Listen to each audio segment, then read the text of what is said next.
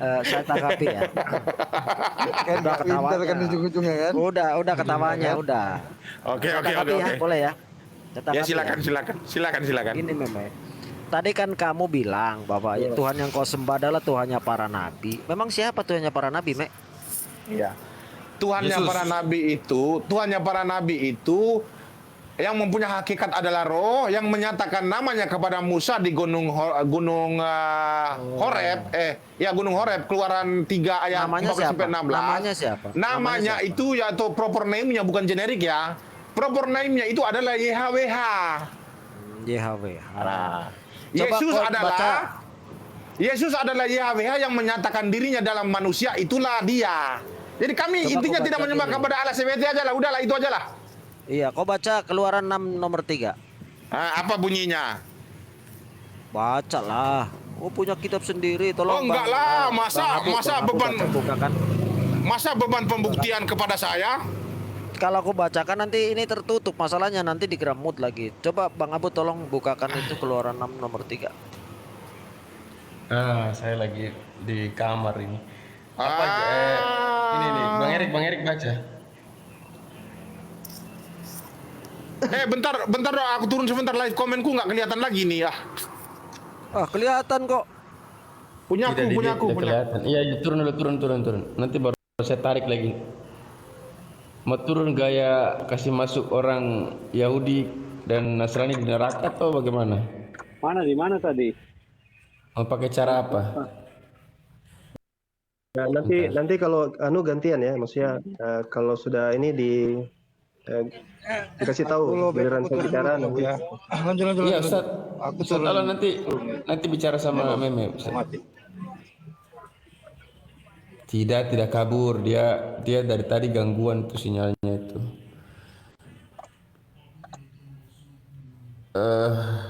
Albert John ini siapa nih?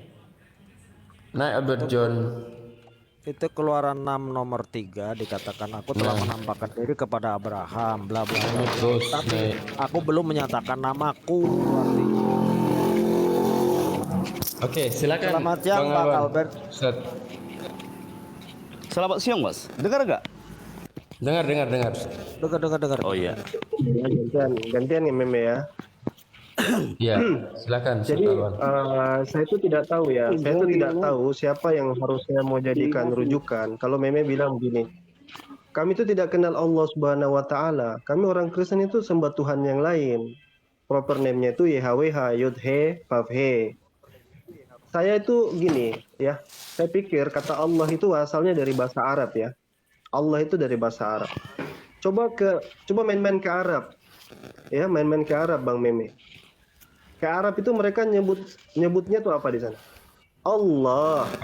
Makanya LAI dia memasukkan kata Allah. Allah, ya. Kemudian ya, Bambang Nursena menjelaskan dalam bukunya, dia ini by the way Bambang Nursena ini juga Katolik ya. Dia katakan dia tanpa jubah. Kecuali kamu bilang Bambang Nursena ini bukan Kristen. Ya, Bambang Nursena katakan sosok yang dimaksud itu sama dengan Tuhannya Muslim, Allah gitu. Rita Wahyu juga yang pakar Ibrani juga mengatakan seperti itu di websitenya itu, ya. Sarapan pagi. Saya tambahin. Sosok yang dimaksud itu Allah sama, Allahnya sama, penggambarannya beda. Iya, nanti tentang itu nanti. Iya, nanti sebentar. Iya, lanjut. Jadi siapa lagi yang mau kita dengar? Ya, pastor dari Paus Kristen Ortodoks Mesir yang bernama Baba Shnoda, Paus Shnoda 3, ya, sudah almarhum. Dia bilang apa? Sosok yang dimaksud Allah itu Allah, sama aja. Jadi si Meme mungkin ngarang bebas aja, mungkin karena dia nggak suka, ya, jadi dia nggak punya dalih, jadi dia menolak itu. Karena begini kan, rumpun bahasa itu kan semitik, mirip semua itu. Jadi sosok yang dimaksud itu sama. Cuman kita tidak mengenal ada Tuhan inkarnasi jadi manusia, Tuhannya mati yang sebenarnya bukan Tuhan karena katanya kemanusiaannya yang mati. Ya, dia katakan Tuhan menebus dosa manusia, padahal yang mati kemanusiaannya berarti bukan Tuhan yang mati demi dosa manusia kan? Iya. Jadi dilema itu ada di pihak Kristen. Karena menambah-nambah sosok Allah itu harus dalam satu substansi 3 pribadi. Nah, itu problemnya di situ. Itu tidak dikenal di kalangan orang Yahudi, ya.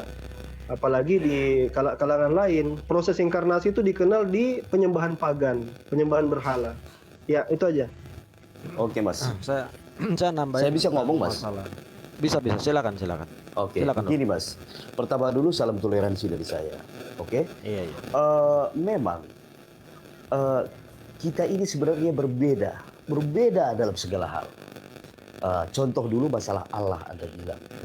Allah itu di dalam Alkitab juga Tuhan berkata, Allah Yahweh berkata, jangan ada padamu Allah-Allah lain di hadapan. Oh, gitu. Begini dia, saya menghargai iman saudara bahwa Anda meyakini Tuhannya Abraham, Ishak dan Yakub adalah Tuhan Anda juga, kan gitu. Tetapi Mas, kami juga berhak membantah hal tersebut. Karena sebenarnya Allah yang ada di dalam Alkitab yang bernama YHWH itu bukanlah Allah Subhanahu wa Ta'ala. Kenapa saya bilang Allahnya Alkitab tidak pernah mengutus nabi di luar bangsa Yakub atau Israel? Karena itu adalah perjanjian dia, Mas. Gitu dia. Karena itulah perjanjian di dalam Alkitab. Tuhan Allah Yahweh Bapa berkata bahwa hanya dari keturunan Ishak lah memberitakan firmanku dan aku muncul di tengah-tengah mereka.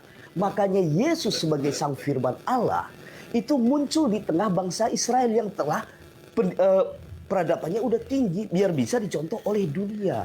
Begitu Mas. Jadi bukan berarti saya merendahkan Tuhan Anda, enggak. Tapi memang Allah kita berbeda. Tapi saya menghargai iman saudara ya, bahwa saudara meyakini bahwa Allah Yakub, Ishak dan apa adalah Allah Anda juga. Saya menghargai itu. Tetapi kami berhak membantah Mas. Karena memang pada faktanya Allah yang ada di dalam Alkitab itu berbeda. Karena Allah yang ada di dalam Alkitab mengasihi dan menghukum bangsa Israel bagaikan bapa dengan anak-anaknya. Sementara di dalam kitab Anda, Allah Anda sangat mengutuk bangsa Yahudi dan Nasrani. Itu jadi jelas berbeda Mas. Itu maksudnya. Ini sebenarnya nggak boleh lagi terjadi perdebatan antara kita. Karena kita itu memang berbeda. Itu. Sama kayak Hindu dengan Buddha. Atau kita dengan Hindu. Atau Hindu dengan Kristen. Sama aja. Kita nggak perlu berdebat. Itu dia. Segitu aja dulu Mas. Oke, saya tanggapi ya Pak John dan Pak Meme sekaligus ini dua-duanya nih. Tadi seperti saya katakan di Keluaran 6 nomor 3. Dan Bapak juga tadi kan berhak membantah. Saya juga berhak mengoreksi ya. Karena memang yang kami yakini dan kami imani adalah Allah yang disembah para nabi termasuk disembah Abraham. Di sana dikatakan bahwa aku telah menemui Abraham bla bla bla bla dan namaku belum aku nyatakan. Artinya di saat itu nama Allah itu belum dinyatakan atau belum diberitahu. Saya pertama akan membantah Meme ya tentang YHWH. YHWH ini beliau katakan bahwa itu adalah proper name, artinya adalah nama pribadi. Nah, kalau nama pribadi tidak akan terpengaruh bahasa walaupun berpindah ke bahasa manapun sekalipun bahasa planet, nama tidak mungkin berubah. Tapi fakta yang ada di dalam kitab LAI, di terjemahan LAI, tidak ada satupun kata yang terbaca YHWH. Nah, faktanya ternyata ketika saya bertanya kepada orang Yahudi dan juga terjemahan di LAI, di sana dikatakan YHWH itu bermakna atau berarti aku yang ada dan yang telah ada. Artinya ini bukan proper name. Dan juga ketika orang Yahudi menyebut dengan sebutan Hashem, dan saya bertanya Hashem itu apa? Hashem itu artinya adalah sang nama. Ini juga bukan proper name. Dari jenis kalimat yang disebutkan jelas dua-duanya adalah bukan proper name. Nah, ketika Anda tadi menyebutkan bahwa Allah Tuhannya para nabi itu bukan Allah Subhanahu wa Ta'ala, kita cross check seperti tertulis di kitab Yesaya bab 5 nomor 16. Dikatakan di sana diterjemahkan adalah Allah yang Maha Kudus dan Maha Tinggi. Nah, apabila dibaca dalam bahasa Arab, ini artinya adalah Allah Subhanahu wa Ta'ala. Dan fakta yang kedua ya, di dalam Islam, Allah itu ketika mewahyukan Al-Qur'anul Karim kepada Rasulullah baginda Nabi Muhammad SAW, Allah ini menyatakan namanya yang tertulis di surat Toha nomor 14. Innani Allahu la ilaha illa anta. Nah, artinya ketika Al-Qur'an diturunkan, nama Allahnya para nabi ini baru dinyatakan ketika diberikan wahyu kepada Rasulullah, yaitu Allah. Nah, ketika saudara Meme mengatakan bahwa Allahnya orang Kristen itu sama dengan Allahnya orang Yahudi, di dalam literatur Yahudi nggak pernah ada yang namanya Allah itu menjelma menjadi manusia, tidak ada. Bahkan seperti yang Bapak Albert tadi katakan, bahwa itu dikatakan bahwa tidak ada Allah itu mengutus nabi di luar dari bangsa Israel. Ini agak-agak tergelitik saya, karena sebelumnya itu seperti Abraham itu bagi kami adalah seorang nabi. Dan satu lagi Noah juga seorang nabi, dan Noah dan Abraham ini bukan orang Yahudi. Nah, kalau oleh orang-orang Kristen dikatakan tidak pernah mengutus nabi dari luar bangsa Israel, jelas keliru, karena faktanya Noah bukan orang Yahudi dan beliau adalah salah satu nabi. Tuh, seperti itu ya. Jadi ketika ada pengakuan bahwa nabi Tuhannya orang Kristen dengan Tuhannya orang Islam itu berbeda, secara pengakuan betul berbeda, karena yang dituhankan oleh orang Kristen adalah Yesus alaihissalam. Artinya seperti apa yang digambarkan dalam nubuat-nubuat kitab Perjanjian Lama, kalaupun mereka klaim sebagai pribadi Yesus yang dinubuatkan, di sana tidak pernah ada nubuat tentang akan datangnya Tuhan. Tapi yang ada nubuat tentang ada dan datangnya nabi atau Mesias. Nah, apabila orang-orang Kristen itu mau mengklaim bahwa nubuat-nubuat itu adalah untuk diri Yesus, maka seharusnya diimani sebagai Mesias atau sebagai nabi. Jangan sampai diimani sebagai Tuhan, karena tidak ada nubuat di Perjanjian Lama tentang menjelaskan bahwa Tuhan akan turun ke dunia. Tetapi Tuhan akan membangkitkan nabi, akan mengutus Mesias dan sebagainya. Dan faktanya orang-orang Yahudi memang tidak pernah mengakui Mesias Yesus sebagai Tuhan, apalagi sebagai Tuhan, bahkan nabi pun tidak mengakui. Nah, di situ akan terjadi dilema seperti saudaraku tadi bilang, bahwa dilemanya adalah di orang-orang Kristen sendiri. Kalau Bang Neme mengatakan tidak mengenal Allah Subhanahu wa taala, benar. Itu sebabnya ketika saudaraku tadi mengatakan sebagai orang-orang kafir. Karena orang yang dimaksud kafir adalah orang yang menolak kebenaran. Kebenaran apa? Kebenaran tentang Allah yang diberitakan oleh para nabi. Semua nabi memberitakan tentang Allah Subhanahu wa taala, seperti tertulis di Yesaya bab 5 nomor 16 dikatakan seperti itu, dan kemudian juga Yesus menjelaskan di Yohanes 17 nomor 8. Aku telah menerima firman-Mu dan aku sampaikan kepada mereka dan mereka menerimanya. Artinya Yesus hanya menerima firman dari Tuhannya dia. Dan ketika orang-orang Kristen ini menjadikan sosok Yesus sebagai Tuhan, ini kekeliruan, di mana menjadikan Yesus sebagai Tuhan yang lain, seperti yang dikatakan oleh Bapak Albert tadi, bahwa tidak boleh menuhankan yang lain, tidak boleh menyembah ilah yang lain. Tapi faktanya orang-orang Kristen menyembah ilah lain, yaitu Yesus, setelah ada Allah Bapa yang seharusnya sebagai Tuhan semesta alam. Seperti yang Yesus saksikan di dalam Yohanes 17:3 dikatakan bahwa hukum yang paling utama itu hidup yang kekal itu adalah engkau harus mengenal satu-satunya Allah yang benar. Nah, ketika Yesus mengatakan hal ini, tidak pernah ada di situ dikatakan bahwa mengenal Allah kesatuan yang benar, tidak ada. Tetapi Yesus mengatakan Allah satu yang benar. Artinya hanya satu Allah dan tidak ada kesatuan dan trinitas. Dan juga di situ Yesus juga bersaksi tentang dirinya bahwa dirinya adalah utusan Allah. Di situ sudah jelas tergambarkan bahwa apa yang diimani oleh orang-orang Kristen tidak sama memang benar, tetapi pada hakikatnya Allah Subhanahu wa taala inilah Allah yang dikenal oleh Nabi Yesaya sebagai Allahnya Israel dan Allah penguasa alam semesta. Tertulis di Yesaya bab 5 nomor 16. Nah, ketika bangsa Israel ini kemudian ingkar kepada apa yang diperintahkan Allah melalui para nabinya, dan termasuk ingkar kepada Yesus alaihissalam yang diutus kepada Bani Israel, dan kemudian mereka memengkokkan sejarah dan memengkokkan ajaran-ajaran beliau, maka turunlah Al-Quran untuk meluruskan segala sesuatu yang telah mereka bengkokkan. Makanya Al-Quran juga disebut sebagai petunjuk untuk meluruskan apa-apa yang sudah dilakukan oleh orang-orang pendahulunya. Nah, disitulah ketika saudaraku tadi bilang Ustadz Alban bahwa orang-orang kafir ini sebagai pengganti, ya benar. Dan apa orang-orang beriman ini yang diakui oleh Allah. Dan Bang Meme tadi mengatakan bahwa orang beriman, betul. Orang Kristen, orang Yahudi beriman, tetapi iman yang keliru. Kelirunya apa? Kalau orang Yahudi ada kedua keliruan. Pertama, tidak menerima Isa Al-Masih. Yang ketiga, tidak menerima baginda Nabi Muhammad SAW. Sementara orang Kristen ada kekeliruan karena tidak menerima Yesus sebagai nabi tetapi diterimanya sebagai Tuhan, sementara juga tidak menerima baginda Nabi Muhammad SAW. Silakan dilanjutkan. Oke, saya tanggapi Pak Albert ya. Halo? Silakan. Sekarang? Dengar. Iya, jadi sebenarnya banyak yang akan saya tanggapi. Sebenarnya dari tadi itu saya dialog belum serius ya, tetapi karena diajak serius, oke kita seriusan. Jadi begini ya. Ketika Muhammad Sugito mengatakan orang Kristen itu tidak mengimani Yesus sebagai nabi tetapi malah mengimani Yesus sebagai Tuhan. Sebenarnya Anda ini sangat keliru jauh ya. Saya ingin mengatakan kepada Anda bahwasan Alkitab, gereja maupun bapak-bapak gereja maupun umat Kristen, kami tidak pernah menolak kalau Yesus itu adalah seorang nabi. Tetapi di satu sisi kami juga tidak pernah menolak bahwasan Yesus adalah anak Allah, Yesus juga adalah Tuhan, yaitu firman Allah yang menjadi manusia. Banyak. Jadi kalau Anda mengatakan kami orang Kristen menolak Yesus sebagai seorang nabi, ya Anda sangat keliru di sini. Ini satu kekeliruan Anda ya, yang pertama. Yang kedua mengenai nama ya. Jadi begini, ketika kamu membaca di Keluaran 6 itu memang benar. Tuhan belum menyatakan nama itu kepada siapa. Tuhan belum menyatakan namanya itu hanya kepada Abraham, Ishak dan Yakub ataupun nabi-nabi yang lain.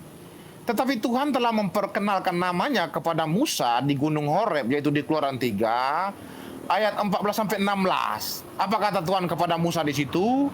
Musa, aku adalah YHWH, Tuhannya Abraham, Tuhannya Abraham, Tuhannya Ishak, Tuhannya Yakub, Tuhannya nenek moyangmu. Dan itulah sebutanku untuk selama-lamanya. Artinya nama Tuhan yang disebut dengan YHWH ini yang menjadi proper name ini akan menjadi kekal selama-lamanya. Dan nama YHWH tidak akan pernah berubah menjadi Allah Subhanahu wa taala. Nah, ini berkaitan dengan nama. Jadi kalau Anda mengatakan bahwasan di zaman Muhammad Tuhan menyatakan namanya bahwasan dia adalah Allah Subhanahu wa taala, saya katakan Anda sangat keliru jauh. Jauhnya ini bukan hanya sedikit tetapi 180 derajat. Ini yang kedua ya. Lanjut aja. Ini yang kedua. Yang ketiga, Anda mengatakan konsep Yahudi ataupun konsep para nabi itu Tuhan tidak pernah menjadi manusia. Sebenarnya saya belum serius loh, tetapi Anda mengajak serius, maka saya ajak serius ya. Kita sama-sama serius, oke. Jadi begini, Tuhannya orang Kristen, Tuhannya orang Yahudi ataupun Tuhannya para nabi itu dia mempunyai konsep. Jadi Tuhan kami itu konsepnya tidak buntu. Jadi rancangan Tuhan itu bukan hanya untuk sementara waktu, tetapi rancangan Tuhan itu adalah rancangan yang panjang. Artinya konsep dia ini berbeda-beda. Nah, berbeda-beda ini apa yang berbeda-beda? Baik. Ketika di zaman para nabi sebelum kedatangan Yesus, Tuhan itu mempunyai konsep ketika dia turun itu dia mengambil rupa awan. Artinya di situ sudah ada konteks inkarnasi, perubahan wujud. Di Keluaran 19 ayat 9 sampai habis, ketika bangsa Israel menuntut kepada Musa, bahwasan tunjukkanlah Tuhan itu kepada kami, maka Tuhan dengar apa yang dikeluhkan oleh orang Israel. Maka Tuhan ingin membuktikan kepada bangsa Israel bahwasan dia bukanlah Tuhan yang mitos. Maka dia sampaikan kepada Musa, wahai Musa, sampaikan kepada bangsa Israel, dalam 3 hari kemudian aku akan turun berupa awan. Artinya konsep inkarnasi Tuhan di dalam perjanjian lama itu sudah terjadi. Tuhan bisa menjadi api, Pak. Bisa menjadi awan. Artinya di zaman para nabi konsep Tuhan berinkarnasi sudah ada, Pak. Tetapi Tuhan menjadi manusia belum ada di zaman para nabi. Ya benar. Tetapi seiring berjalannya waktu, Tuhan itu mempunyai konsep, Pak. Maka di dalam kitab saya mengatakan bahwasan rancanganku bukan rancanganmu. Artinya rancangan Tuhan tidak akan mungkin rancangan manusia. Rencana Tuhan tidak mungkin rencana manusia, Pak. Maka ketika di zaman Yesus, rancangan Tuhan sudah berbeda, Pak. Konsepnya sudah berbeda. Di zaman para nabi, konsep Tuhan menjadi awan ataupun api. Tetapi di zaman Yesus, konsep Tuhan menjadi manusia. Nah, ini harus dipahami dulu. Kenapa orang Yahudi tidak menerima Yesus sebagai firman Allah yang menjadi manusia? Karena mereka tidak memahami firman Allah yang menjadi manusia. Mereka hanya memahami Tuhan yang menjadi awan ataupun api, tetapi menjadi manusia mereka tidak paham, Pak. Itu yang pertama, mengenai konsep di perjanjian lama dan perjanjian baru. Yang keempat, ini yang terakhir ya biar Anda paham ya. Alasan Tuhan harus menjadi manusia itu, jadi kami orang Kristen, kami itu bukanlah orang-orang iman buta. Kami itu bukan tidak punya akal mengimani seorang manusia jadi Tuhan. Yang pertama, kami tidak pernah menjadikan manusia sebagai Tuhan, tetapi kami jadikan Tuhan yang menjadi manusia. Jadi kami tidak beriman kepada manusia yang kami jadikan Tuhan, tetapi kami beriman Tuhan yang menjadi manusia. Anda harus bisa membedakan manusia dijadikan Tuhan dengan Tuhan yang menjadi manusia. Ini yang pertama, yang Anda harus dengar ya. Jadi alasan Tuhan harus menjadi manusia ya. Jadi begini, Anda harus ingat ya. Ketika manusia diciptakan, manusia itu diberikan kehendak bebas. Artinya manusia diberikan pilihan bebas. Tetapi ketika manusia diberikan kehendak bebas untuk memilih, ternyata manusia melanggar perintah Tuhan, Pak. Akhirnya manusia jatuh dalam dosa. Akhirnya seiring berjalannya waktu, anak cucu Adam itu terus melakukan dosa. Sampai di zaman Nuh, manusia itu terus berdosa. Maka murka Tuhan turun terhadap di zaman Nuh. Apa kata Tuhan kepada Nuh? Naik ke atas kapal dengan anak-anakmu serta menantumu dan istrimu. Aku akan menenggelamkan bumi. Ini saking murka Tuhan kepada Nuh. Kenapa? Karena manusia sudah terlalu banyak berdosa. Tetapi setelah bumi ditenggelamkan, lalu Nuh dan anak-anaknya diselamatkan, maka Tuhan mengadakan lagi perjanjian dengan Nuh dan anak-anaknya. Mulai saat ini, aku tidak akan lagi menenggelamkan bumi. Ini janji Tuhan kepada Nuh. Artinya walaupun manusia itu berdosa, Tuhan tidak akan lagi menenggelamkan bumi. Ini janji Tuhan loh. Tuhan berjanji kepada Nuh dan anak-anaknya. Mulai saat ini, aku tidak akan lagi menenggelamkan bumi. Ini janji Tuhan. Tetapi seiring berjalannya waktu, anak cucu Nuh terus melakukan dosa. Tetapi Tuhan tidak pernah putus asa. Dia terus mengutus para nabi. Mulai dari Abraham sampai ke Ishak, Yakub, terus selanjutnya. Sampai ke zaman Musa. Tetapi pada kenyataan di zaman Musa juga, ketika Musa naik ke Gunung Sinai untuk berbicara dengan Tuhan, bangsa Israel yang tunggu di bawah, mereka malah membuat patung lembu dan mereka menyembah. Padahal itu di zaman Musa loh. Padahal Musa lagi berbicara dengan Tuhan di Gunung Sinai. Artinya manusia ini terus melakukan dosa. Seiring berjalannya waktu, manusia terus melakukan dosa, Pak. Apakah Tuhan akan membiarkan manusia terus berdosa? Apakah Tuhan akan menenggelamkan bumi lagi? Tidak. Dia sudah berjanji bahwasan, aku tidak akan lagi menenggelamkan bumi. Ini janji Tuhan. Berarti seandainya manusia terus melakukan dosa, Tuhan tidak akan lagi menenggelamkan bumi. Tetapi di satu sisi, Tuhan itu sangat benci terhadap dosa. Dia tidak mau manusia itu berdosa. Karena dosa itu akan membawa manusia ke dalam neraka. Sedangkan yang dia inginkan adalah manusia tidak berdosa supaya kelak nanti manusia. Wah, ini kok malah dipotong ini. Nyapa dan mau nanya berapa menit lagi. Ustadz Ali, bentar Ustadz Ali. Alamak. Enggak, mau ancang-ancang berapa menit lagi. Oh, iya. Kasihan kawannya belum ngomong. Oh iya ya.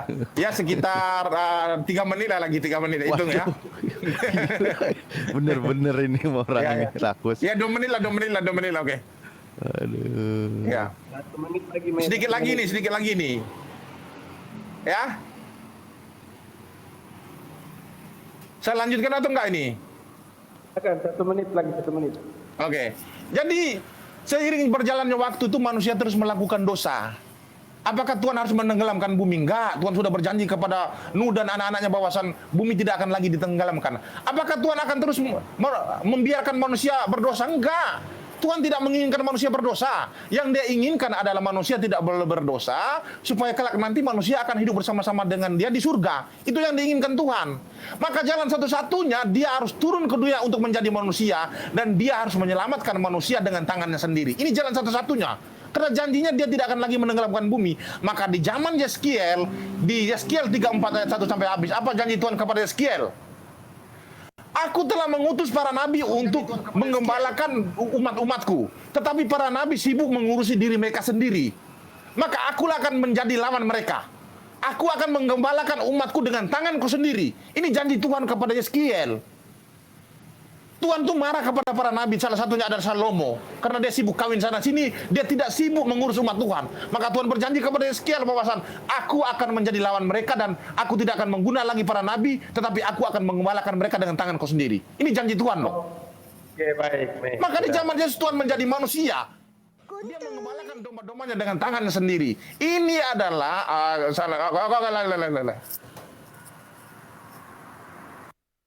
Bang Alwan, Ustaz Alwan.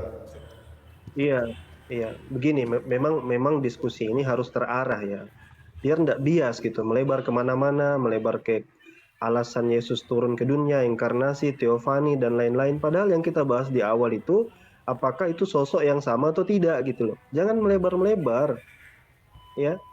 Dari tadi yang saya paparkan tadi ya, tadi kan yang dipersoalkan itu tentang apakah Allah itu sama dengan yang diyakini oleh orang Kristen.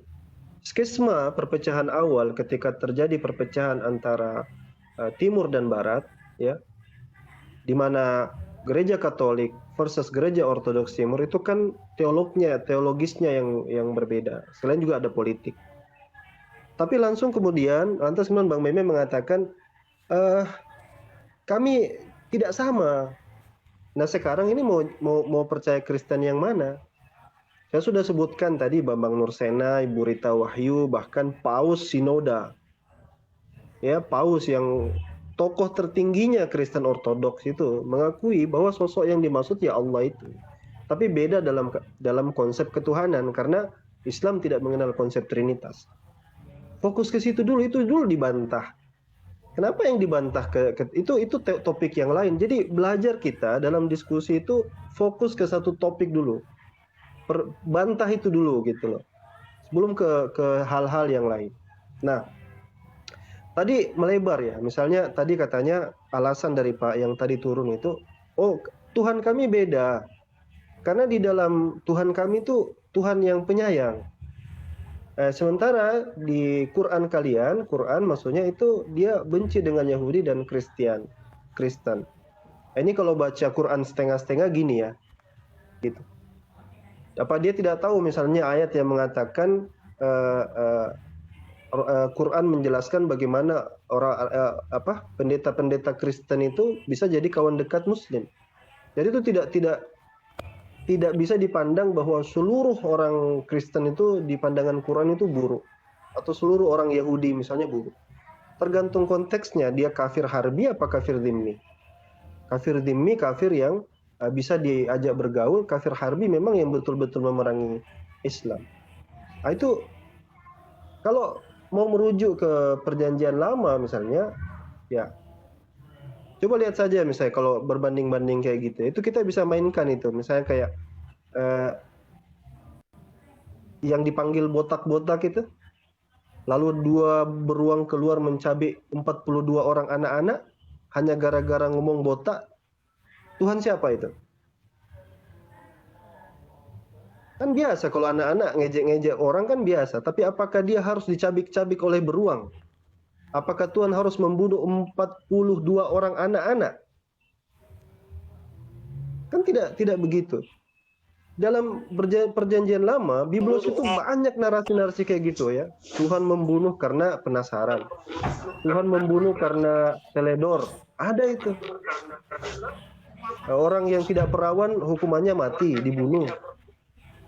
Jadi abang tadi itu memang by data agak kurang bagus datanya, ya. Itu Marcion, tokoh dari kekristenan awal, itu sampai nggak mau dia menerima perjanjian lama itu, karena menganggap Tuhan di perjanjian lama terlalu sadis. Ini dia doubling suaranya, tolong di mute dulu. Yang baru naik mungkin, ya. Marcion menolak itu perjanjian lama karena dia anggap sadis sekali nih Tuhan ini. Makanya muncul inisiasi untuk buat buku perjanjian baru. Nah, kita kembali ke konteks Tuhan ini. Jadi tidak ada bantahan ya, clear ya. Jadi jangan lagi dinarasikan Tuhan kita beda. Pertanyaan saya kembali, ini Kristen mana nih yang saya harus percaya? Apakah si Meme atau si Bambang Nursena, pendeta Daniel, dan lain-lain yang mengaku itu sosok yang dimaksud Tuhan yang sama, atau si Meme? Iya kan? Maka benar kata Ibnu Qayyim al-Jauziyah, berkumpul 5 orang Kristen jadi 6 pendapat. Nggak tahu yang satu itu datang dari mana. Oke, cukup begitu aja. Iya, saya nambahin sedikit. Sesungguhnya hakikatnya kalau Allah itu ya seluruh alam semesta Allah itu sama, satu. Tetapi di dalam konteks manusianya menganggap karena mereka itu tidak mengenal Allah Subhanahu wa taala Sang Maha Pencipta langit dan bumi, mereka itu mencari Tuhan lain. Makanya Allah di dalam hukum Taurat hukum yang pertama itu mengatakan sangat jelas jangan ada lain di sisiku, itu, di hadapanku. Jadi ketika Allah mengatakan hal demikian, mereka memang mencari Allah yang lainnya, seperti yang dilakukan oleh orang-orang Kristen itu, yaitu dengan mengalahkan Yesus yang sesungguhnya hanya seorang rasul atau seorang utusan dari Allah. Dan di sini yang saya maksud adalah perbedaannya ya. Perbedaannya yang disembah, kalau Allahnya tetap sebenarnya Allah itu ya satu, seluruh alam semesta yang menciptakan satu Allah, yaitu Allah Subhanahu wa taala. Tetapi pengakuan mereka itu secara jujur membedakan tentang Allahnya mereka pribadi, ya itu karena mereka membuat Allah sendiri. Seperti ada yang tertulis di dalam Alkitab bahwa sesungguhnya bahwa Allah membangkitkan Yesus menjadi Tuhan. Seperti tertulis di Roma 10 nomor 9, dikatakan seperti itu. Nah, yang jadi permasalahan di sini ketika mereka mengklaim seperti Bang Meme tadi mengklaim bahwa yang dia sembah seperti yang Yahudi sembah itu adalah Allah, Tuhannya para nabi. Yang ini yang keliru. Karena yang orang Kristen sembah itu bukan Tuhannya para nabi, tetapi justru nabi itu sendiri yang disembah. Bahkan Yesus sendiri masih tetap menyembah Allah dan disebut sebagai hambanya Allah. Tertulis di Kisah Para Rasul nomor 3:13. Dikatakan bahwa Yesus ini hambanya Allah. Dan Yesus juga menyembah Allah. Tertulis di Matius nomor 26:39. Dan Yesus mengaku sendiri sebagai utusan Allah, tertulis di Yohanes 17:3, dan dia sebagai penyampai firman, tertulis di Yohanes 17:8. Dan dia juga mengaku sebagai dirinya itu tidak bisa berbuat apa-apa, tertulis di Yohanes 5 nomor 30. Dan lain sebagainya, banyak sekali, termasuk tertulis di Yohanes 7 nomor 28. Yesus sendiri mengajarkan bahwa Dia Allah yang benar, tidak kamu kenal, Dialah Allah yang mengutus aku. Artinya Yesus selalu di dalam Alkitab itu mengatakan dirinya bahwa sebagai utusan. Jadi mereka membedakan sendiri karena memang mereka mencari Tuhan selain Allah. Maka Al-Quran menyebut orang-orang ini adalah orang-orang kafir. Dan orang kafir memiliki Allah sendiri yang hakikatnya bukan Allah. Tetapi kalau berbicara substansi tentang sesungguhnya Allah secara umum yang menciptakan langit dan bumi ya hanya satu, yaitu yang Allah dikenal oleh seluruh para nabi, yang juga dikenal oleh Nabi Yesaya yang tertulis di Yesaya nomor 5:16 dikatakan tadi di sana. Dan yang saya tergelitik tadi ketika Meme mengatakan bahwa YHWH atau yang biasa disebut dengan YOTV ya, itu adalah proper name. Ini yang saya tidak setuju sekali ya, karena yang namanya proper name setahu saya gitu, dan mungkin di dalam literasi tata bahasa proper name itu tidak bisa diterjemahkan. Sekalipun namanya misalkan adalah selamat, nanti diterjemahkan ke bahasa lain menjadi bahasa Inggris itu kata selamat yang sepadan nama selamat, tapi bukan selamat, itu bukan nama lagi.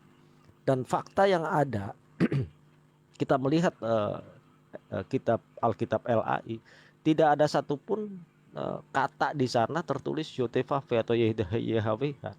Artinya kata YHWH itu sudah diterjemahkan, yang tertulis di Keluaran nomor 3:14 dan 15 dikatakan bahwa itu sudah terjemahan. Nah, apabila sebuah kata sudah diterjemahkan dan bisa diterjemahkan, itu bisa dipastikan itu bukan proper name, tapi sebutan. Nah, ketika tadi Bang Meme mengatakan bahwa itulah sebutanku turun temurun, ya benar. Itu sebutan yang disebut di ayat itu sebutan. Sebutku turun temurun dan tidak akan berubah, betul. Sebutan artinya sebutan adalah sebagai penguasa alam. Sebutan Allah itu sebagai penguasa alam, tapi bukan nama pribadi.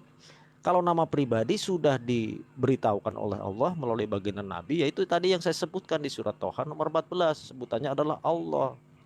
Allah yang maha suci dan maha tinggi. Itu nama pribadi. Sementara sebutan bagi sang Allah ini adalah Tuhan. Bisa disebut Tuhan, bisa disebut Rob, karena itu sebutan. Termasuk YOTV, termasuk Hashem itu adalah sebutan. Ketika orang Yahudi menyebut kata Hashem, kalau ditanya Hashem itu artinya apa, mereka akan menjawab artinya sang nama. Dan ketika YOTV apa artinya dan apa maksudnya dijelaskan di Alkitab juga tertulis aku yang sudah ada dan telah ada. Artinya itu bukan nama ya, bukan proper name, tapi generic name atau sebuah sebutan atau sebuah predikat gitu ya.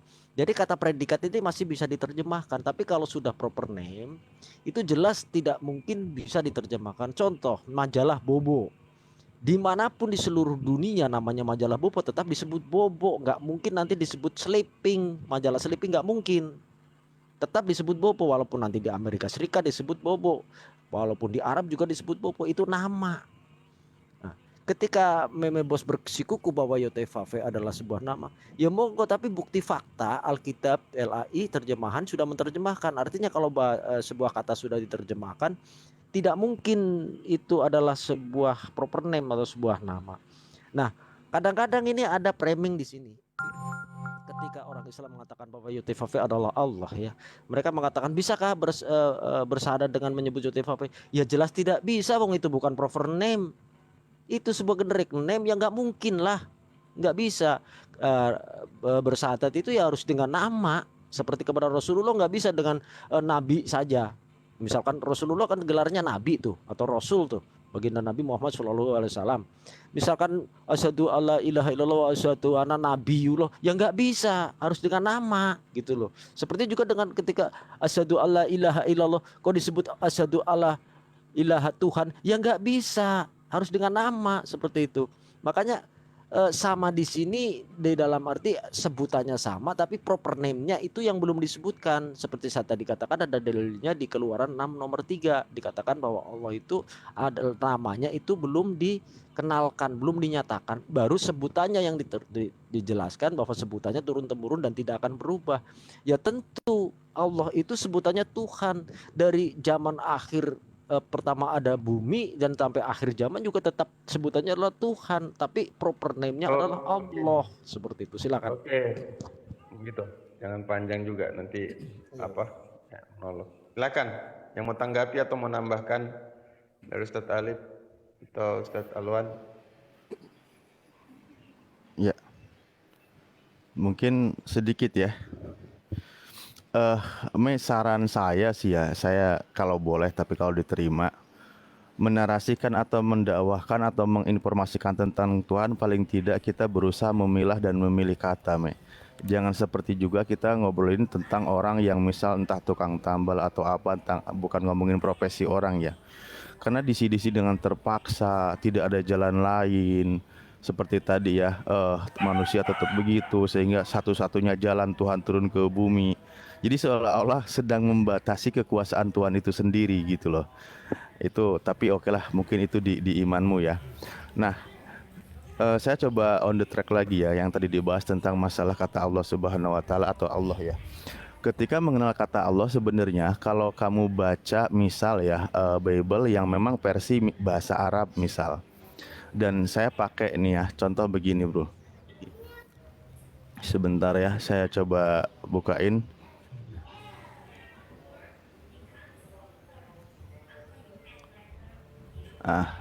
Ini yang cukup dipercaya ya. Dan ini adalah Kejadian, ini Al-Injil Al-Arabi, Genesis, Kejadian. Nah, di sini kalimatnya gini loh. Fil bad'i khalaqa Allahu samawati wal ar. Fil bad'i pada mulanya atau pertama kali, entah itulah nanti dalam bahasamu, telah menciptakan siapa Allahu, yaitu Allah. Kemana nih? Allah yang menciptakan langit dan bumi. Ini jelas, kalau dikatakan tidak mengenal itu sebenarnya ada problem gitu di dalam kamu mencari literatur.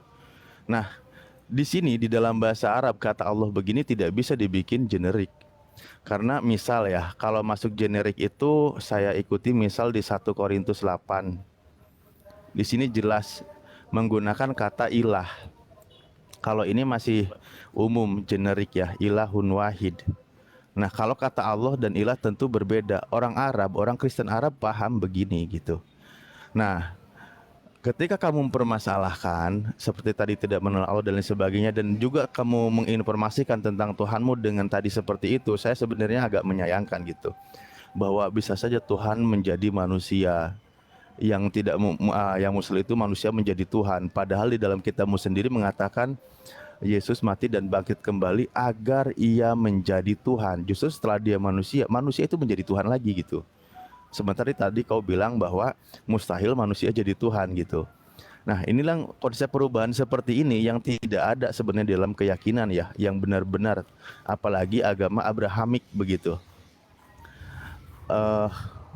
Saya sampai lupa lagi tadi apa ya, beberapa hal yang saya tanggapin. Saya gitu dulu aja deh. Tapi poinnya jelas. Oh iya, sorry. Dan ketika orang-orang kawan-kawan ya mempermasalahkan tentang subhanahu wa ta'ala, jelas kalimatnya maha suci Allah dari sifat-sifat yang kemanusiaan itu, yang jadi manusia, yang lemah, yang ditindas, wa ta'ala, dan maha tinggi dari direndahkan oleh orang-orang. Makanya Islam itu hadir justru meninggikan, mengembalikan posisi Tuhan yang sesungguhnya itu. Gitu loh Me ya. Makanya subhanahu wa ta'ala. Kalau kamu Tuhannya tidak subhanahu wa ta'ala atau senangnya menyingkat SWT, sebenarnya saya terima gitu. Memang tidak maha suci dan tidak maha tinggi, tidak maha suci tentang apa segala sesuatunya, dan maha tinggi itu enggak. Toh kalian sendiri juga yang membatasi, merendahkan sang maha kuasa menjadi manusia. Ketika menjadi manusia tidak maha kuasa, dan ketika tidak maha kuasa manusia itu juga bisa menjadi Tuhan gitu loh. Nah ini yang jadi problem, makanya hadirnya Islam itu mengembalikan pertama tentang Allah itu siapa, dan kita bersihkan dari sifat-sifat yang manusia terapkan. Makanya kalimatnya subhanahu wa ta'ala, maha suci dan maha tinggi. Itu aja, terima kasih. Oke, silakan Edis atau Meme. Karena saya baru masuk, jadi saya kurang ngerti ininya. Cuma nanggapi sedikit aja tadi sama siapa yang barusan keluar tadi. Ya, bahwa sebenarnya kata Allah itu, atau Allah yang di dalam Al-Quran itu kan tidak pernah ada di dalam kekristenan. Cuman itu aja sih. Ya cuman mau ngomong sama Alwan. Tadi saya ngirim pesan WhatsApp, tapi sama Alwan gak dibuka-buka. Alwan mau saya jumpain si Alwan sama Rob Christian, cuman si Alwan kayaknya nggak baca-baca. Tapi Siapa? Dis, minta maaf. Kenapa, Dis? sama Rob Christian, saya pernah lihat kamu kalau nggak salah waktu itu di Algerian Diplomat. Suaranya kecil ya? Kecil. Suaranya Edis kecil, Halo? nggak dengar. Halo, 1, 2, 3. Sekarang gimana, Alwan? Nah itu sudah bagus. Ini udah Masih? jelas. Ya. Udah Iya. jelas. Gimana, Dis? Kemarin itu kalau nggak salah kamu di roomnya Algerian Diplomat itu. Cuman saya tunggu-tunggu kok. Kamu itu nggak ngomong sekitar setengah jam atau berapa, terus nggak ada debat juga. Ketiduran saya itu. Oh, Ketiduran saya di situ. Ketiduran. pantesan. Nah. Jadi saya rencana itu ya biar kita memperkaya kasanah diskusi kita gitu loh. Jadi coba kita mempertemukan diskusi antar bangsa gitu kan. Biar ada sesuatu yang berbeda gitu lah. Kita cari sesuatu yang mungkin ada sesuatu terobosan baru gitu yang nggak pernah kita bahas gitu. Kayaknya kalau kita kan ini aja terus yang kita bahas, besok itu lagi gitu, Alwan. Cuman tadi kamu nggak balas-balas WhatsApp saya. Ya poinnya? Ya. Nggak, cuman saya pengen coba nyari siapa di Indonesia gitu kan. Mungkin yang bisa melakukan diskusi seperti dengan Rob Christian, ya kan. Kita coba ini loh. Soalnya yang dari muslim yang dari Indonesia ini kayaknya levelnya itu baru lokal-lokalan semua gitu loh. Gitu loh, Alwan. Halo Alwan, dengar? Halo? Iya. Kembali ke bisa topik, aja, Des. bisa. Iya. Ya langsung ke topik aja, Des. Nanti boleh kita cari waktu itu. Iya. Kalau saya sih nggak ini, cuman itu aja tadi. Kalau yang jelas Tuhannya Islam itu nggak ada kaitannya dengan Kristen, dengan Yahudi gitu loh. Nggak ada ininya. Halo? Ya udah, kalau udah segitu nggak apa-apa. Lanjut, Me. Kitab nyontek. Oke, saya lanjutkan ya. Jadi begini, Ustadz Alif ya. Jadi sebenarnya saya itu berusaha untuk menjelaskan supaya teman-teman itu paham. Saya tadi mengatakan begini loh. Tuhan itu kan sudah berjanji kepada Nuh bahwasan dia tidak akan lagi menenggelamkan bumi. Tetapi seiring berjalannya waktu, anak cucu Nuh itu terus melakukan dosa. Nah, di zaman Musa saja, ketika Musa naik ke Gunung Sinai untuk berbicara dengan Tuhan, orang Israel tunggu di bawah, lalu mereka membuat patung, lalu mereka menyembah. Itu di zaman Musa loh. Nah, bukan hanya di zaman Musa, tetapi seiring berjalannya waktu, manusia itu terus melakukan dosa. Sedangkan Tuhan sudah mengutus para nabi untuk menyelamatkan mereka. Tetapi pada kenyataan memang pada zaman itu bangsa pilihan yang disebut dengan bangsa Israel ini bebal. Walaupun Tuhan terus mengutus nabi untuk menyelamatkan mereka, tetapi memang mereka bebal. Bahkan salah satu manusia kepercayaan Tuhan yaitu adalah Salomo ya. Salomo itu sibuk kawin sana sini loh. Bahkan dia berani menduakan Tuhan. Dia menyembah kepada Tuhan ataupun tuhan-tuhan lain, yaitu Tuhan yang disembah oleh istri-istrinya. Jadi dia meninggalkan Tuhan Israel.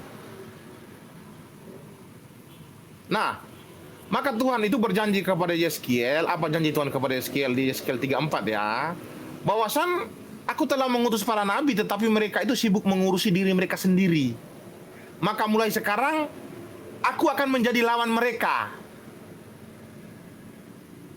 Dan aku berjanji akan mengembalakan umatku dengan tanganku sendiri. Ini janji Tuhan. Artinya Tuhan tidak lagi menggunakan para nabi untuk menjadi perantara antara dia dengan umatnya.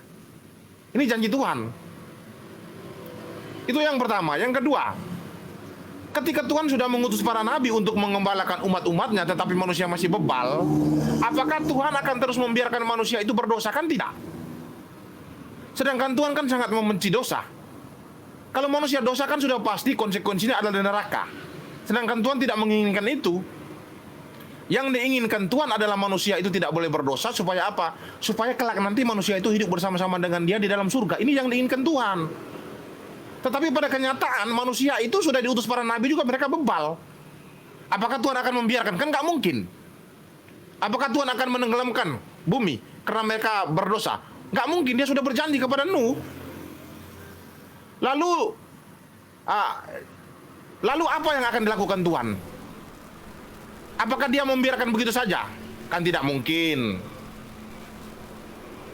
Nah, jalan satu-satunya untuk berkomunikasi dengan ciptaan itu secara intens, maka dia berinkarnasi menjadi manusia. Supaya apa dia menjadi manusia? Supaya dia itu berkomunikasi dengan manusia itu ataupun berinteraksi itu secara langsung. Artinya pada zaman sebelumnya dia hanya menggunakan para nabi untuk menjadi perantara antara manusia dengan dia. Tetapi di zaman Yesus dia menjadi manusia. Dia tadi tidak lagi menggunakan para nabi. Malahan di zaman Yesus Tuhan menjadikan Maria sebagai partner. Di zaman sebelum kedatangan Yesus, di zaman nabi-nabi, Tuhan menjadikan nabi sebagai partner. Partner itu artinya melakukan karya keselamatan. Artinya dia menggunakan nabi ini sebagai partner. Tetapi di zaman Yesus tidak lagi. Tuhan menggunakan Maria sebagai partnernya untuk melakukan karya keselamatan. Kenapa dia menggunakan Maria sebagai partner? Ya karena memang dari Maria inilah jalan satunya dia harus menjadi manusia. Kenapa dia harus menjadi manusia? Ya, supaya komunikasinya itu secara intens dengan manusia. Nah ini loh alasan Tuhan menjadi manusia. Jadi kami orang Kristen itu menyembah Tuhan menjadi manusia itu bukan asal-asalan. Jadi bagi orang Muslim itu ya, bagi orang Muslim, orang Kristen itu tidak masuk akal. Tetapi bagi kami masuk akal. Karena ada alasannya. Nah yang kedua kita berkaitan dengan esensi Tuhan dulu ya. Ustadz Alvan mengatakan bahwasan esensi Tuhan kita itu sama. Saya sudah katakan tadi bahwasan Tuhannya para nabi itu hakikatnya itu roh. Jadi kalau Islam mau mengimani Tuhannya para nabi, katakan Tuhannya para nabi itu hakikatnya adalah roh, bukan zat. Berkaitan dengan nama sudah saya jelaskan tadi. Di Keluaran 3 tadi Pak Sugito mengatakan itu hanya sebutan. Enggak, itu kata Tuhan, itulah namaku untuk selama-lamanya. Jadi kalau teman-teman Muslim mengaitkan bahwasan Tuhannya Muslim itu sama dengan Tuhannya para nabi yang disembah oleh orang Israel dan orang Kristen, saya katakan Anda keliru. Kenapa saya katakan keliru? Begini loh. Di zaman Abraham, di Kejadian 12 ayat 3, di situ Tuhan berjanji kepada Abraham. Apa janji Tuhan kepada Abraham? Olehmu seluruh kaum di muka bumi akan mendapatkan berkat. Berkat itu apa? Berkat artinya kasih karunia dari Allah. Artinya dari keturunan Abraham ini seluruh umat manusia akan mendapatkan kasih karunia dari Allah. Nah, ketika Abraham melahirkan dua orang anak yang namanya Ismail dengan Ishak, Ismail bukanlah anak perjanjian. Ismail itu hanya dijanjikan Tuhan kepada Abraham bahwasan dia akan dijadikan bangsa yang besar, tetapi tidak dijadikan sebagai pintu iman. Yang dijadikan pintu iman hanyalah Ishak. Maka Tuhan sudah menetapkan bahwasan Abraham, Ishak dan Yakub itu keturunan mereka itu dijadikan sebagai pintu iman bagi seluruh umat manusia. Jadi bagi Tuhan, seluruh umat manusia di muka bumi yang tidak mengenal Allah, kalau mau mengenal Tuhan itu harus melalui keturunan Abraham, Ishak dan Yakub. Dan buktinya ketika di zaman Yesus, Yesus adalah keturunan Abraham, Ishak dan Yakub secara biologis. Nah, dari Yesus inilah seluruh muka bumi harus mengenal Tuhan. Maka Yesus memerintahkan murid-muridnya untuk memberitakan Injil kepada bangsa-bangsa Goim. Artinya bangsa-bangsa kafir yang di luar daripada Israel. Beritakanlah Injil ini supaya mereka selamat. Karena memang dari keturunan Abraham, Ishak dan Yakub ini, yaitu Yesus itulah, seluruh kaum muka bumi akan mendapatkan berkat, yaitu kasih karunia dari Allah. Jadi teman-teman Muslim tidak mengenal Mei, Tuhan. sudah 4 menit, Mei. Ya, jadi teman-teman Muslim itu tidak mengenal Tuhan dari keturunan Abraham, Ishak dan Yakub, tetapi kalian mengenal Tuhan dari tanah Arab. Tanah Arab, tanah yang tidak dijanjikan Tuhan loh. Jadi Anda keliru kalau Anda mengatakan Tuhannya para nabi sama dengan Tuhan kalian.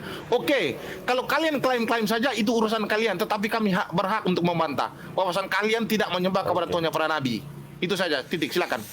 Oke, silakan yang mau nanggapin. Rifa. Saya dulu, nanti Ustaz setelah Alwan. itu Edis baru Rifa gitu ya. Ustaz Alif, nanti aku terakhir. Ya.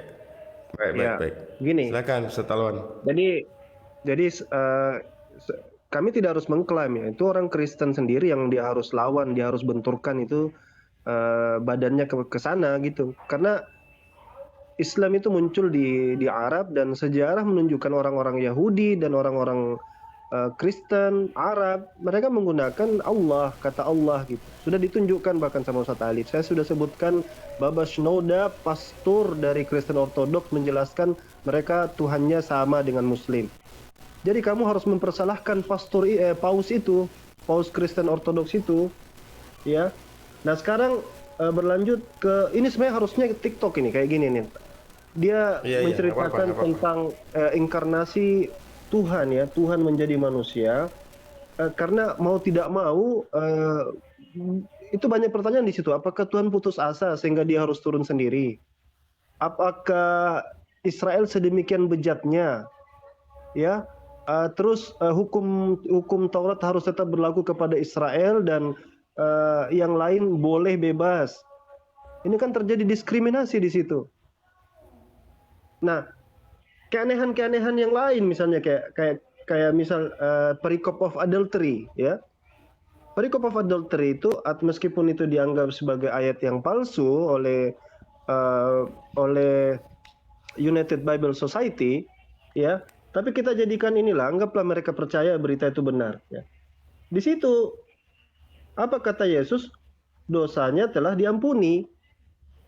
Apakah peristiwa penyaliban dan resurrection, kebangkitan sudah ada? Kan belum pada waktu itu, Yesus masih jalan kiri kanan.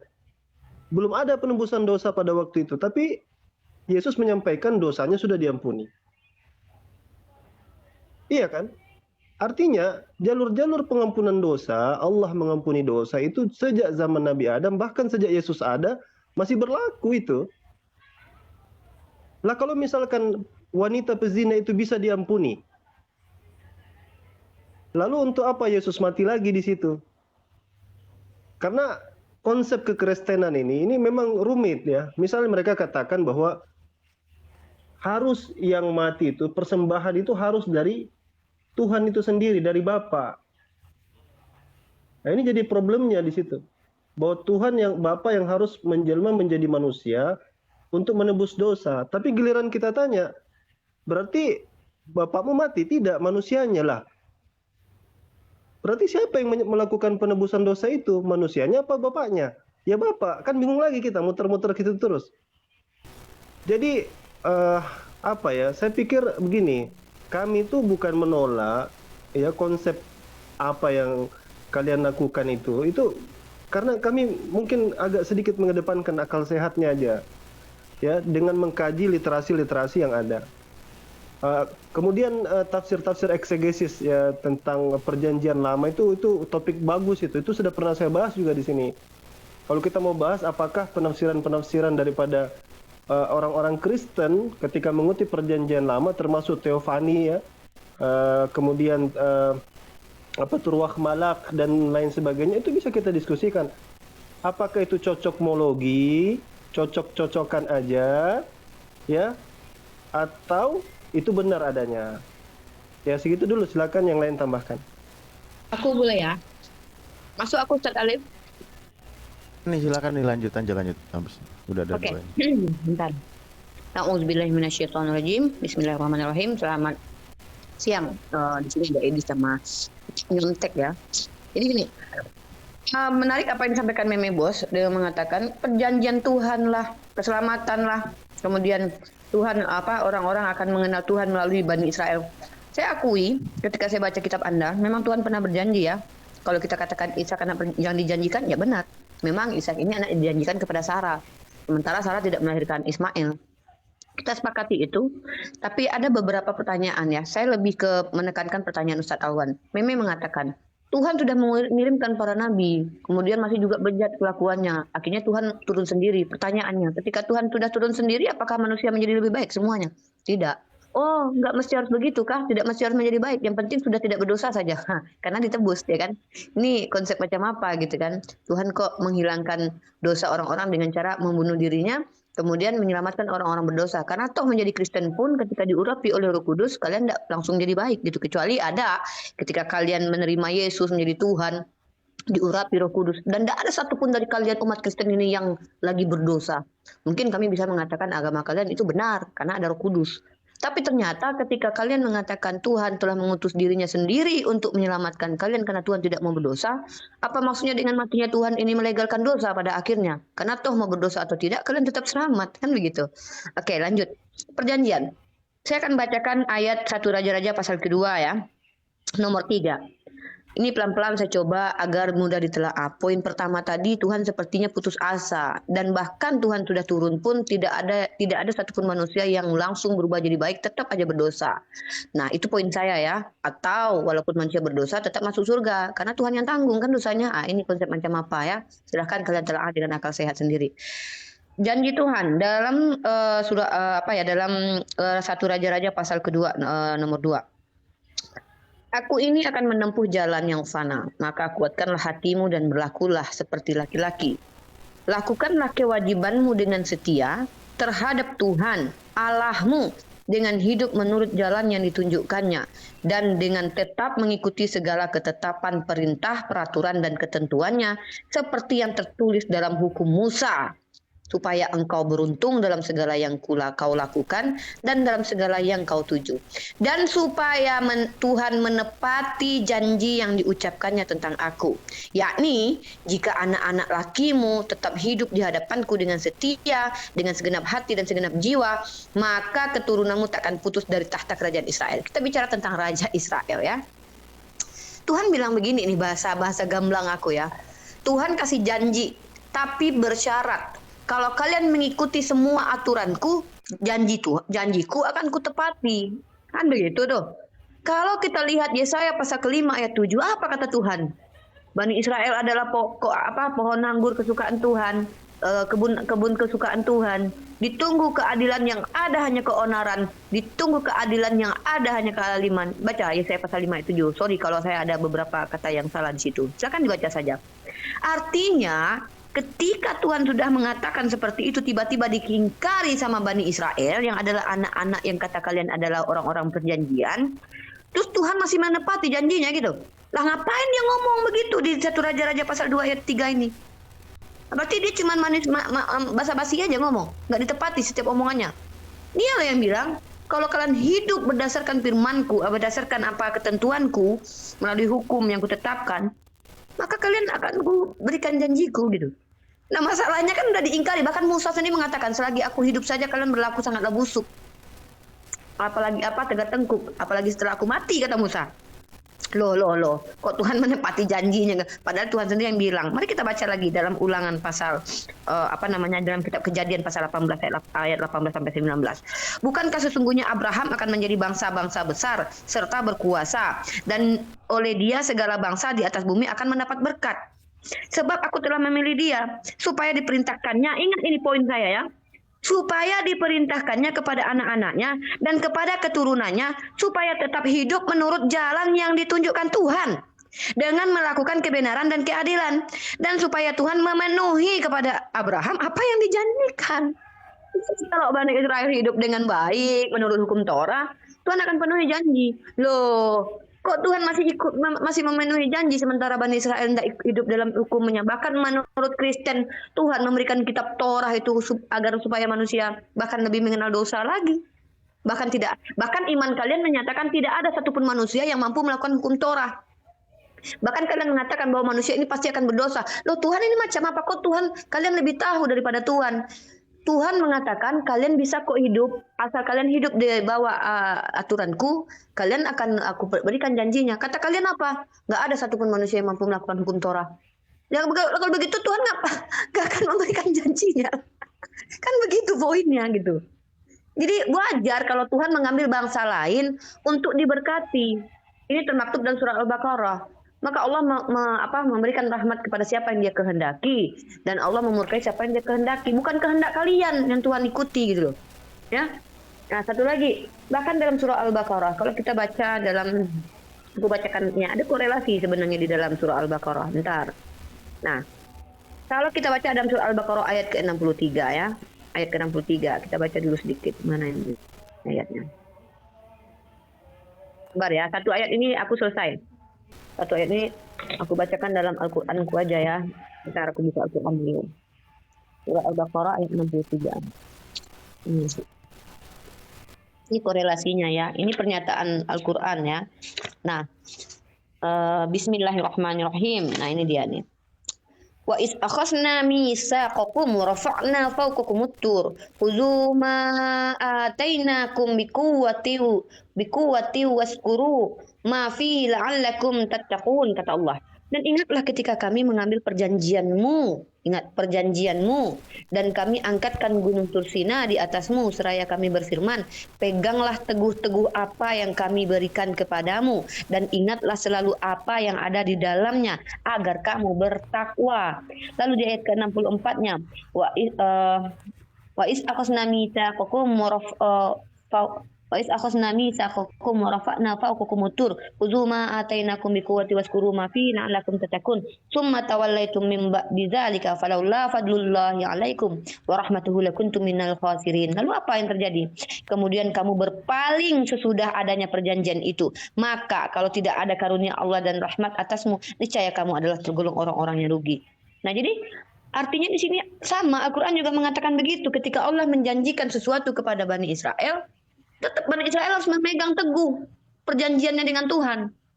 Jadi kalau perjanjian itu disepakati lalu diteguhkan, maka mereka akan mendapatkan apa yang Tuhan janjikan. Lah kalau enggak, berharap Tuhan memberikan janjinya, siapa kalian gitu loh. Ya itu silakan dibantah itu ya, bahwa Tuhan menjanjikan dengan syarat, bukan tanpa syarat. Terima kasih. Oke, silakan. Langsung ke pihak ini aja, Kristen. Edis mau tanggapi atau saya, Edis? Kalau saya singkat aja ya.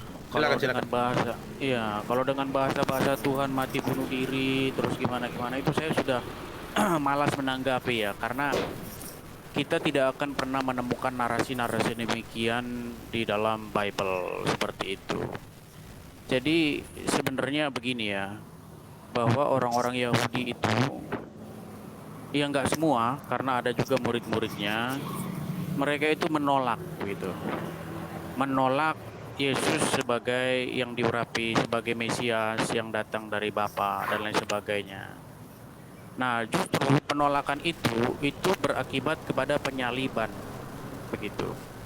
Nah, tetapi inilah yang disebut dengan satu istilah blessing in disguise ya. Jadi Tuhan itu membuat sesuatu yang dilihat orang ya itu sebagai kekalahan menjadi kemenangan gitu loh. Sama seperti kisah Yusuf gitu. Yusuf itu di mata saudaranya ketika dia dibuang ke sungai, ke sumur, membuat yang seperti itu menjadi kemenangan.